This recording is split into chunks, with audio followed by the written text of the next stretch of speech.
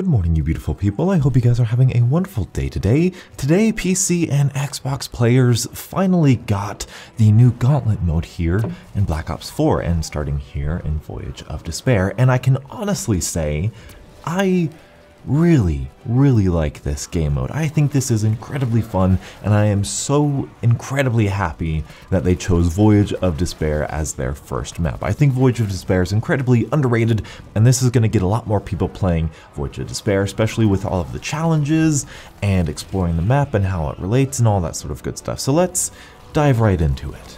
So I can't go through every single challenge, but I can honestly say I really like the pace of these challenges. They're split up into 3 different sections, bronze, silver, and gold. I made it through the silver section, I'll say, and the first section, talking about the first section, the bronze section, is really all about basic stuff. There's the first one where it's like, don't get hit, you have to use your equipment, you have to use the Essex, which everyone's all up in arms about, you have to buy a perk and all this sort of basic stuff. But what I really like about it are the later half challenges. The later half challenges are like, get the shield and get a perk and go to this room and open up all the doors and that sort of stuff. I really like that. In fact, that might be getting more towards the silver section there, but I love the challenges that are really specific to the map, Voyage of Despair. I love opening up all of the doors. I like surviving in the cargo room, surviving in the engine room. I like defending the poop deck. I like that sort of challenges, and it's really interesting how it makes you play differently. This is the same map, this is the same experience. You can try to play the same way that you always can, but these things are going to force you to have a different experience, which is really interesting because that's what we've kind of already gotten in a certain way with custom mutations and Rush, but this is just another way of playing this map. You can now play Voyage of Despair as a traditional survival map, you can play it as a fun Rush arcade map, or you can play it as a Gauntlet challenge survival-esque map, like a really cool show off to your friends, hey, I beat this. This is one and done and you've done it. And that also brings me to the replayability of this mode. This mode is incredibly replayable because it's like if you die short of the 30, well, obviously you're going to want to try again. I mean, it does take a long time. It took me about 40 minutes to get all the way to round 20, which, I don't know, that seems like a long time to me, but it's a fun 40 minutes, and as soon as you're done, you might not want to jump right back in there. I don't know, I don't have that much time on my hands, but it's so easy just to be addicted. You can be like, oh, I want to get to that next level, I want to see that next challenge, I want to, and then once you complete 30, you want to be like, oh, I want to do it without any strikes, I want to do it, you know, flawless and that sort of stuff, which is really cool and really interesting. So this is a really cool game mode, adds replayability, it's really addictive to it, and it is fun. There are fun challenges in here. It's not the kind of vanilla challenges that you'll think of at least right away.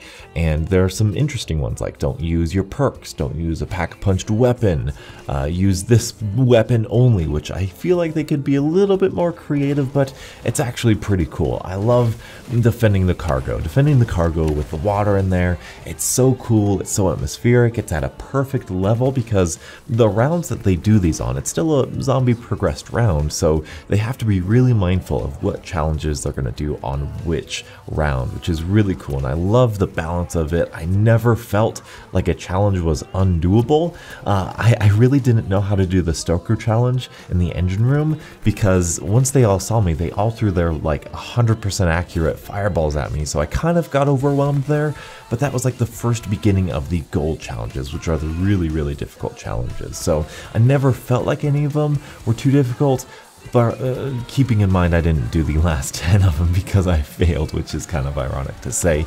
I know people are upset with the Essex model challenge because it's like round 27 or something, you gotta use just that, which, I mean, you train on the poop deck, you train in the grand staircase, you get headshots, it shouldn't be that bad. Relay on your alternate ammo types, it shouldn't be that bad. Go back to the poop deck or the forecastle if you need ammo. I don't know. In my mind, I don't see it as that difficult, but it is a challenge. Not to mention, over the past couple days, we've had several content creators create sort of challenge strategies over this. And I guess that's my next question. Would you guys like to see sort of a 101 video on this? It would be a longer form 101 video, maybe not 1 to 2 minutes where I just read off all the challenges. It would be like a strategy guide. Would you guys like to see that from me?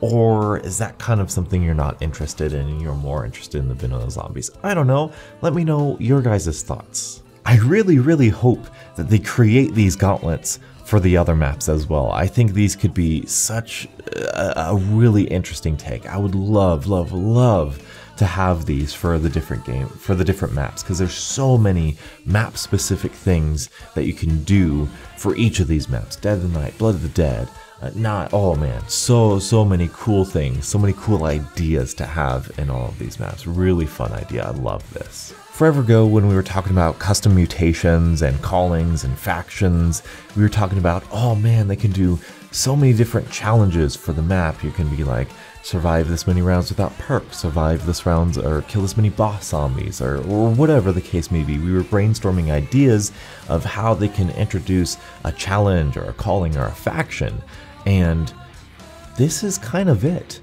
This is what we were thinking of. This is the very strict, specific, fun, actual challenges. Not challenges in the terms of, you know, you're grinding this out for 20 Nobelium Plasma. This is like, how am I going to progress this round when I'm just meleeing? How am I going to progress this round with just unpack-a-punched weapons? It's incredibly fun. You've seen the background before. Everybody should have it by now. I think it's available to everybody because it's a 115-day celebration. So go out, play this game mode. It's incredibly fun. What do you guys think of it? I think there is so much more room for creativity. They could create a second Gauntlet just for Voyage of Despair with different challenges and different, you know, this could be such a fantastic, if we could customize this in custom mutations.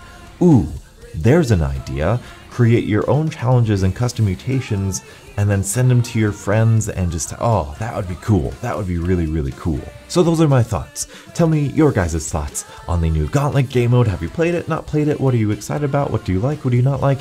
Let me know in the comment section below. And if you liked this video, if you made it this far, perhaps a like is deserved. Thank you guys so much for watching, and until the next absolutely beautiful Zombies morning, I'll catch up with you guys later. And as always, stay beautiful.